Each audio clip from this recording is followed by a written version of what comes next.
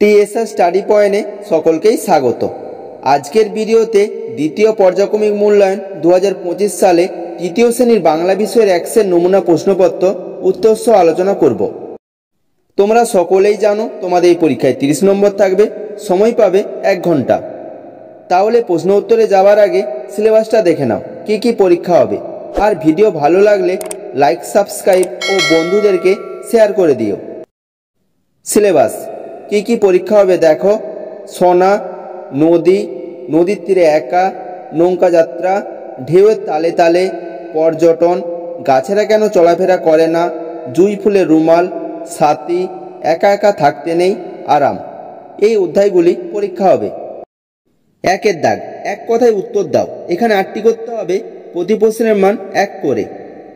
একের দাগের ক, সান্টাফে কথাটির অর্থ কি? উত্তরটা দেখো, স্প্যানিশ ভাষায় সান্টাফে কথাটির অর্থ পবিত্র বিশ্বাস। খ, একা একা থাকার বিপদ কোথায়? উত্তরটা দেখো, একা একা থাকলে শক্তি কমে যায়। গ, লিপি কখন বাগানে যায়? উত্তর হবে, লিপি স্কুল ছুটি হলে বাগানে যায়। ঘ, গাছ বসাবো কবিতাটি কার লেখা? উত্তর হবে, গাছ বসাবো কবিতাটি কার্তিক ঘোষের লেখা। নেক্সট কোশ্চেন, তাল গাছ কিছুদিনের জন্য কাদের সাথী হিসাবে পেয়েছিল? উত্তর হবে, তাল গাছ কিছুদিনের জন্য দুটি বাবুই পাখিকে সাথী হিসাবে পেয়েছিল। নেক্সট কোশ্চেন, যিনি পর্যটন করেন তাকে কি বলা হয়? উত্তর হবে, যিনি পর্যটন করেন তাকে পর্যটক বলা হয়। নেক্সট কোশ্চেন, সব কিছু ঠিকঠাক মনে হলো কখন? উত্তরটা দেখো, প্রতিদিনের কাজ ঠিক সময়ে হয়ে চলেছে। একদিকে আজান ও অন্যদিকে সিয়ারাম ধ্বনি শুনে মনে হলো সব কিছু ঠিকঠাক চলছে। নেক্সট কোশ্চেন, একা একা থাকতে নেই প্রচলিত গল্পটির মূল নীতিবাক্যটি লেখো। উত্তরটা দেখো, একা একা থাকতে নেই গল্পটির মূল নীতিবাক্যটি হলো, একা একা থাকায় বিপদ থাকে, একসঙ্গে থাকলে শক্তি বাড়ে। নেক্সট কোশ্চেন, কে সোনার নাম রেখেছিল নদীমাতৃকা? উত্তরটা দেখো, পাঠশালার সংস্কৃত দিদিমণি সোনার নাম রেখেছিল নদীমাতৃকা। 2 দাগ, সঠিক উত্তরটি বেছে নিয়ে লেখো। এখানে 7টি করতে হবে, প্রতি প্রশ্নের মান 1 করে। 2 দাগের ক, গায়ের সোনায় আলোয় রঙে রোদ লেগে ঠিক রই। উত্তর হবে, গায়ের সোনায় রোদ লেগে ঠিক রই। খ, যখন বৃষ্টি এলো তখন সবাই ঘরে গেলাম। সরল বাক্য, জটিল বাক্য, যৌগিক বাক্য?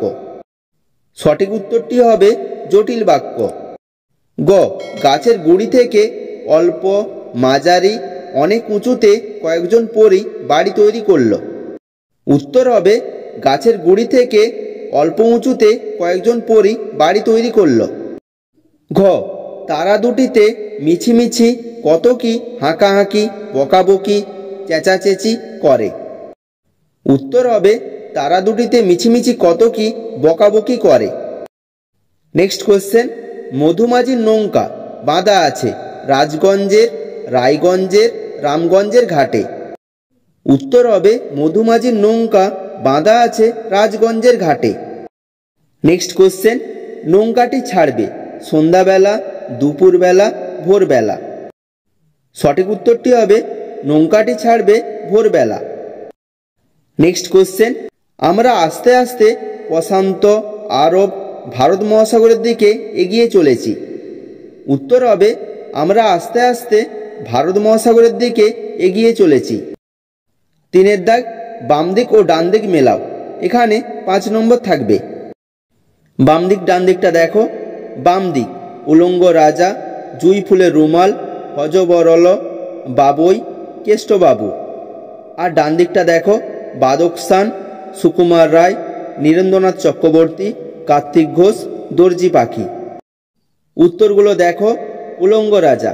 উত্তর হবে নীরেন্দ্রনাথ চক্রবর্তী। খ, জুঁই ফুলের রুমাল। উত্তর হবে কার্তিক ঘোষ। গ, হযবরল। উত্তর হবে সুকুমার রায়। ঘ, বাবুই। উত্তর হবে দর্জি পাখি। উ, কেষ্টবাবু। উত্তর হবে বাদকস্থান। 4 দাগ এলোমেলো বর্ণগুলি সাজিয়ে শব্দ তৈরি করো। এখানে 1 নম্বর থাকবে। 4 দাগের ক এলোমেলো শব্দগুলি দেখো, এটিকে সাজালে উত্তর হবে আলো আঁধারি। খ সাজালে উত্তর হবে গাছপালা। গ সাজালে উত্তর হবে উপকারী।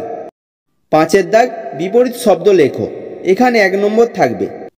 5 দাগের ক ঘন, এর বিপরীত শব্দ হবে পাতলা। খ ভেঙে, এর বিপরীত শব্দ হবে গড়ে। গ আজ, এর বিপরীত শব্দ হবে কাল। 6 দাগ বর্ণ বিশ্লেষণ করো। এখানে 1 নম্বর থাকবে। 6 দাগের ক নির্দেশ, এর বর্ণ বিশ্লেষণ করলে হবে দন্তেন্য যুক্ত হস্যই যুক্ত র যুক্ত দ যুক্ত এ যুক্ত তালবস্য। খ বৃষ্টি, এর বর্ণ বিশ্লেষণ করলে হবে ব যুক্ত রি যুক্ত মূর্ধন্যস্ব যুক্ত ট যুক্ত হস্যই।